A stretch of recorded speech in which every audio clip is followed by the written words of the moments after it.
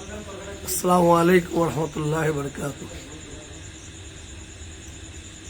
Social মিডিয়ায় একটা নিউজে দেখতে পেলাম, প্রথম দেখলাম একজন জঙ্গি সে বনগাঁয় এতিমখানায় ঢুকে কুড়ুল দিয়ে তরোয়াল দিয়ে কয়েকজন ব্যক্তিকে আঘাত করেছে এবং মারাত্মক আঘাত করেছে। শুনে একটু অবাক লাগছিল। তারপরে আমি বনগাঁ থানার এসপি সাহেবের বক্তব্য শুনলাম। সে বক্তব্যে যেটা পেলাম, অ্যাকচুয়ালি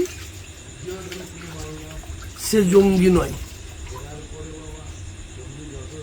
তার নাকি ব্রেনের গন্ডগোল আছে, ভারসাম্যহীন। ওই ব্যক্তির বাড়ি বর্ধমান মেমারিতে। ওই ব্যক্তি নাকি ইঞ্জিনিয়ার। ওই ব্যক্তি সকালবেলা তার বাবা মাকে ফোন করেছে। ফোন করে ওই ব্যক্তি সোজা চলে গেছে বনগাঁয় এতিমখানায়। এতিমখানায় গিয়ে ছুরি দিয়ে, তরোয়াল দিয়ে, ফুল দিয়ে এতিমখানার কিছু মানুষকে মানে আঘাত করেছে। সে আঘাতটা কিন্তু মারাত্মক আঘাত। সেটাকে কেন্দ্রীয় করে ওই এলাকার মানুষ নিজেদের ঠিক না রাখতে পেরে, ধৈর্য না ধরে সে বনগাঁ থানায় গিয়ে ঘেরাও করে এবং যে ব্যক্তি এইভাবে আঘাত করেছে তাকে তাদের হাতে তুলে দেওয়ার জন্য প্রশাসনের কাছে আবেদন করে। প্রশাসন যে ব্যক্তিকে অ্যারেস্ট করেছে, কোন বুদ্ধিতে, কোন জ্ঞানে প্রশাসন ওই ব্যক্তিকে পাবলিকের হাতে তুলে দিতে পারে? এটা আইনত অপরাধ। এবং যারা এই ধরনের কাজ করেছে, আমি বুঝতে পারছি ধৈর্য হারা হয়েছে, নিজেদের ধরে রাখতে পারেন না বলে এই ধরনের ঘটনা ঘটিয়েছে এবং থানা নাকি ভাঙচুরও হয়েছে। আমি ওই এলাকার মানুষদের অনুরোধ করব এবং যারা আমার বক্তব্য শুনছেন তাদেরও অনুরোধ করব,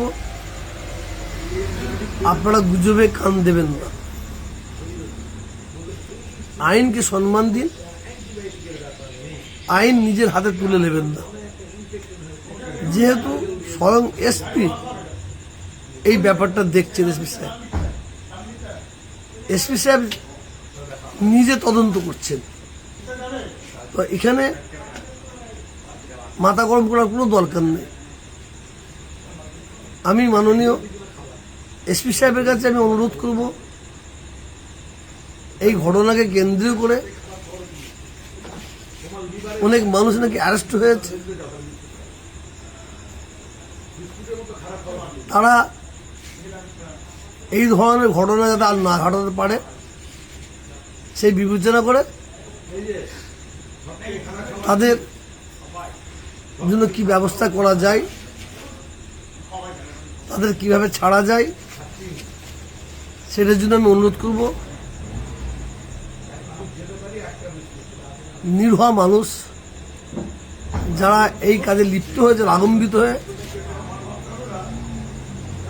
তাদের দিকে একটু লক্ষ্য রাখার জন্য আমি অনুরোধ করব। বিশেষ করে এই বাংলায় কিছু অসাধু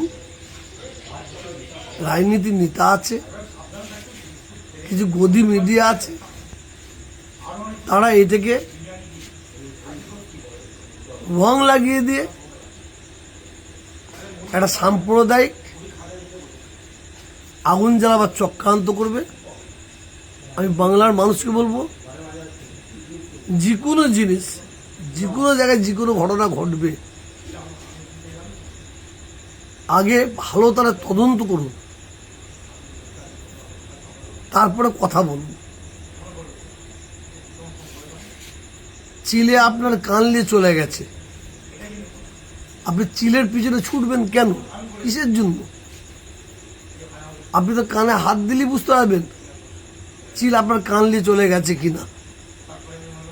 অতএব এই বাংলায় গুজব ছড়িয়ে দিয়ে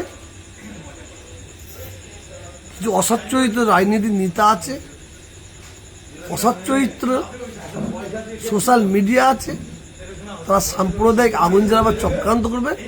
এদের ফাঁদে আপনারা পা দেবেন না। আমার বক্তব্য যদি কোনো ভুল হয়ে থাকে আমাকে ক্ষমা করবেন।